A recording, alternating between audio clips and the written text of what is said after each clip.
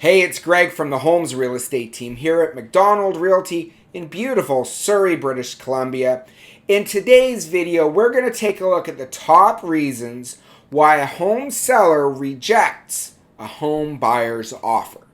So let's get right to it. There's a lot to go through, and if you're a buyer who's tried unsuccessfully to get a place, you want to know what's it going to take. So let's go through this list right now. Tip number 1, the price is too low. Yep, no shocker here. It's generally the number one reason why a seller chooses a buyer's offer, its price. But there are times when the top price isn't the winning offer, and that's because of all the other factors that go into it. So let's get to the other factors. As we know, price definitely dictates at the end of the day.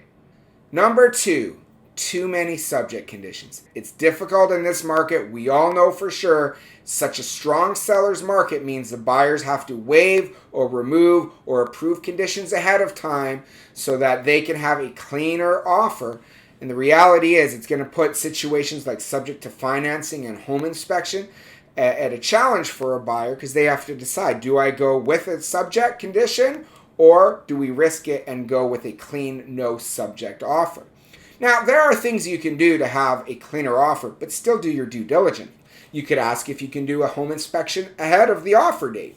You can have your banker or lender review the listing of that property ahead of time if you have the time available.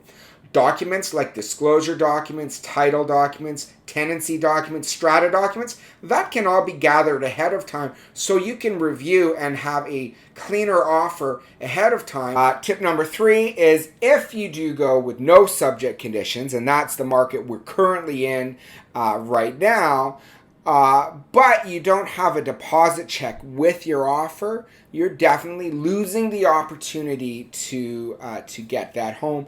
If there's another offer and they have the deposit check, well, that's going to be more attractive to the seller because they signed that deal and that deal is done that night. No waiting 24 or 48 hours for the other offer to, go get their deposit check. If you have your deposit check and give a copy of it, that's got a lot of weight in the seller's mind because they can go to bed that night with a sold home and not even wait another day. Number 4, not working with the seller's dates. So again, in a competitive market, if you are not willing to work with the dates that the seller is asking for, you're putting yourself at a serious disadvantage. If they want longer dates, you got to try to work with those sellers. If they got shorter dates, you definitely want to try to work with that. If you say, nope, I've got dates that I need because I've sold my place, that's going to make it difficult on you to be successful at buying a place. So you definitely want to try to figure out how you can make it work with the seller's dates so that you can get the place. Number 5, poorly written offers.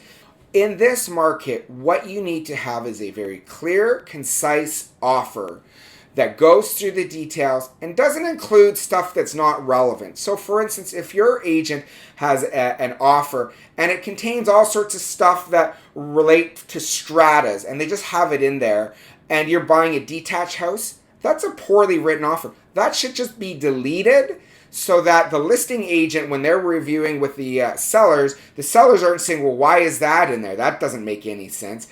All of those little things, poorly written, vague, ambiguous, irrelevant statements in a contract are enough to turn off a seller from a particular offer. They just say, don't even bother with it. Let's go on to the next one.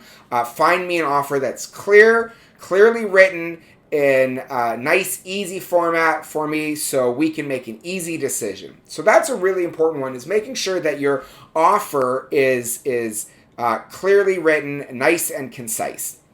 Now, number 6, not finding out how many offers you're competing with. Now, this is a really interesting one because generally what happens right now in the market is a property goes up early in the week, say Monday, Tuesday, Wednesday, and they're going to look at offers the following Monday. So say you see it on a Saturday, you're very interested, you get any documents you might have, and then you just submit an offer on Monday morning before the offer presentation is at 5. What's the problem there? Well, the problem is Monday morning, you're probably the first offer in. And what you want to know is how many offers is the listing agent likely expecting to get on this property. If you just say, oh, here's my offer, there's a good chance you're not finding out how much interest there is in the property.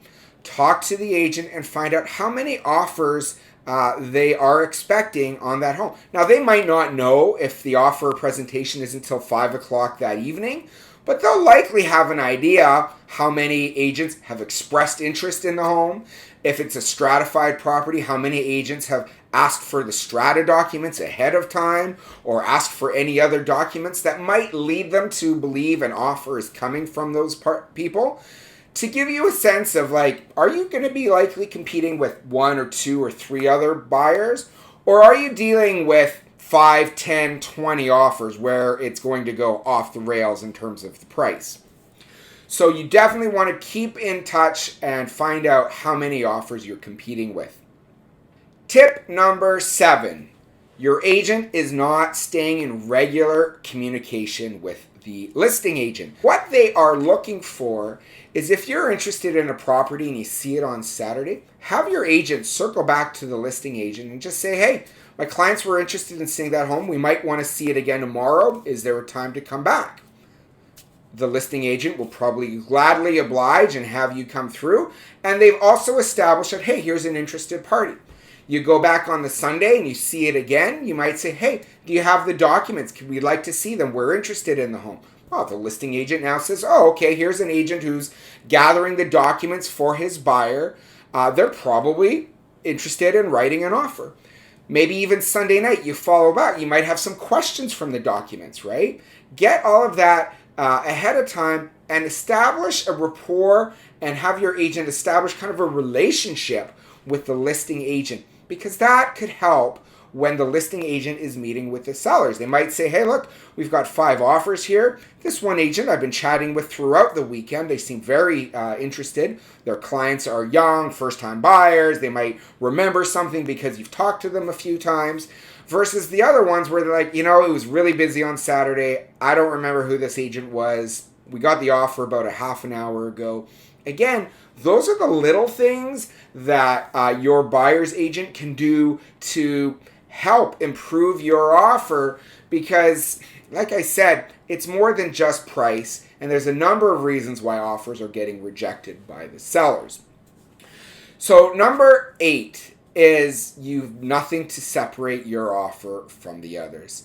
And in this, I'm talking about that letter to the seller from the buyer with the photo that says why we love the home. If you've been watching our other videos, we've talked about that in the past.